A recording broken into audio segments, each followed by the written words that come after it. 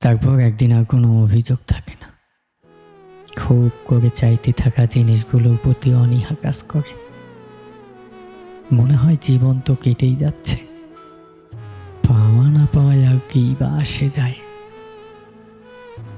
কারো থেকে সময় চাইতে ইচ্ছে করে না, কারো যত্ন পাওয়ার লোভ কাজ করে না, ভালোবাসা পেতে কিংবা ভালোবাসতে অনাগ্রহ বোধ হয়। কথা বলার আকাঙ্ক্ষা থাকে না, নেই অভিমান অভিযোগ, না থাকে আর কোনো অপেক্ষা। সব কিছু এতটা স্বাভাবিক মনে হয় যেন কোনো কিছুই আর অবাক করে না।